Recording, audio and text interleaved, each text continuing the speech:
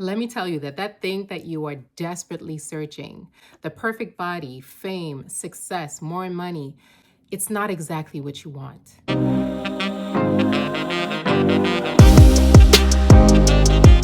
I'm so inspired by a video that I just watched by Maggie McCormack.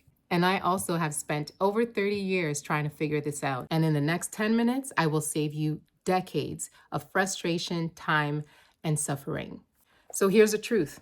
We often say, oh, I'll be happy when this happens, when that happens, when I'm married, when I have kids, when I have success, when I have the promotion that I want, the perfect weight. And I was chasing that for years, chasing validation, chasing that feeling of worthiness. You know, it's crazy because just like Maggie, I grew up also really wanting to shine and to be popular and to, you know, be an actress and sing and be on the stage and get everybody to watch me and applaud and admire and all of that. And it started very, very, very young.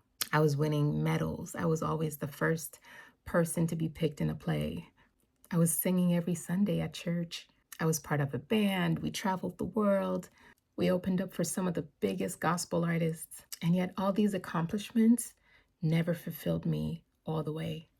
Because deep down, I still felt unloved and undesired. It's like the hole was so deep that I needed more and more and more to fill it.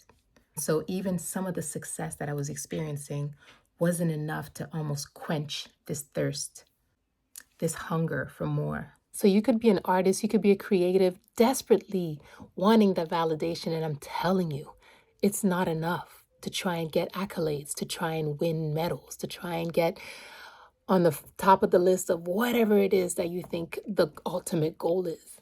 Because let me tell you something, if this is our last day on earth, none of these things would matter. You got people on their deathbeds with lots and lots of money in the bank, and it means nothing. I grew up severely chasing for attention, wanting to be heard, wanting to be seen, wanting to be applauded. And let me tell you, I did gain a certain level of success by pursuing all these things. But deep down, there was always a hole. And after all these years, what I've come to learn is that my worth is not dependent on things. It's not dependent on others. It is solely depending on God. Now, please don't click off just because I mentioned God. There are some nuggets of information here that you do not want to miss. Here's a quote by Maggie McCormack that I absolutely loved. I'm going to read it for you.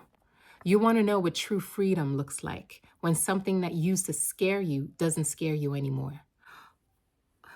I grew up being so afraid of what other people thought of me, their opinions, their perspective of me. And I desperately wanted to fit in. I desperately wanted people to tell me that I was beautiful, that I was smart, that I was talented. And so I pursued all of these avenues. I tried to be the best at beauty and makeup and hair and fashion. I wanted to be a singer, an actress. I wanted to be seen. To me, ultimately, those things I thought would make me happy. But after 30 years, I can assure you that they did not.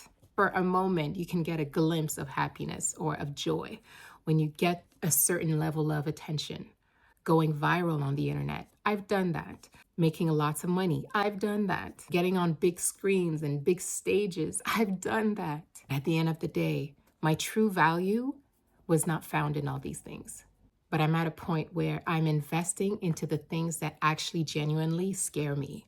Because that's, to me, a sign of what you're actually meant to do. So that one dream, that one goal, that one aspiration that you have, it's not a mistake. And you would be surprised how confident you would get if only you could give it a try. If only you would attempt to do that thing that scares you the most. And when you get to the other side, you get stronger, you get happier, and you get more fearless. Years ago, I remember reading an article about people on their deathbeds.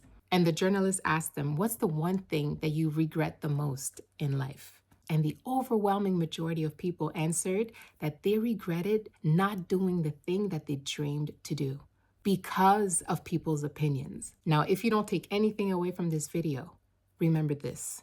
Do not be crippled by other people's opinions. You will regret it at the end of your life. After 30 plus years of learning this hard lesson, I don't want you to make the same mistake as me. The earliest that you can start not worrying about the opinions of others, the better it is. Do not waste your life worrying about what the next person thinks. If you feel called to do something, do it, because you will have to live with the feeling of not pursuing what you knew deep down inside of you desperately wanted to do. Now, I want to be real. It's not as easy as it seems. It's easier said than done.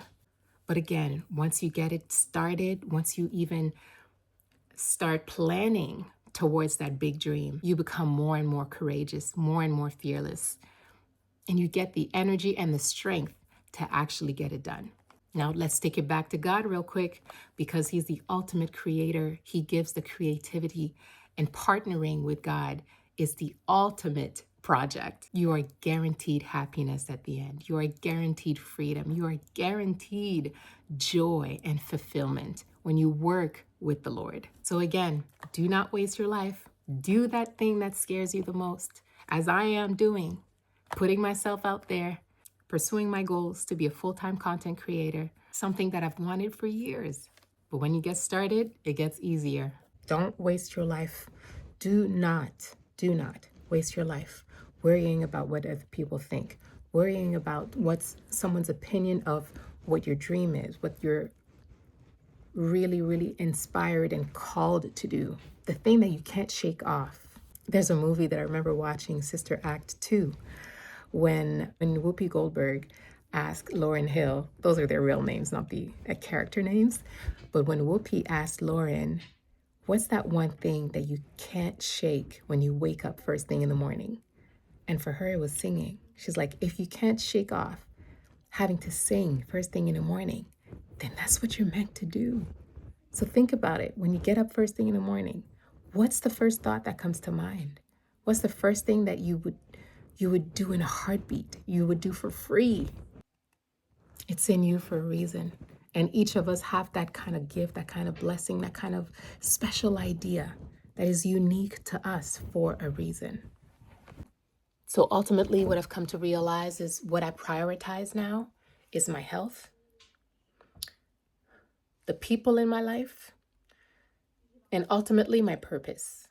And I strongly, strongly believe now, after 30 plus years of trying to figure this out, that ultimately when you can sleep at night peacefully, knowing that you are actively pursuing your ultimate purpose, that thing that scares you the most, that thing that God placed on your heart that you can't shake off, that's the ultimate way to live a happy life. In marketing, they tell you what drives a business, what's the mission, what's the purpose behind, the ultimate goal of the business success. This is what will sustain not only the employees, but also every decision that is made for that business, by that business, will always be streamlined in one direction because you have a why.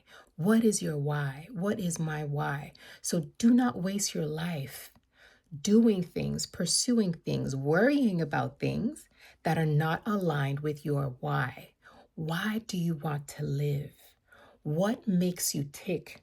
What makes you nervous? What makes you intimidated? That thing that makes you happy, but to the point that it scares you. That's your why.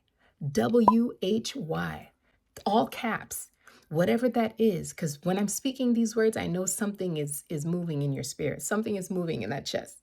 So if you're honest with yourself, you know exactly what that is. Let that why be your drive. Let it be your fuel. Let it be that gasoline in your car that fuels you.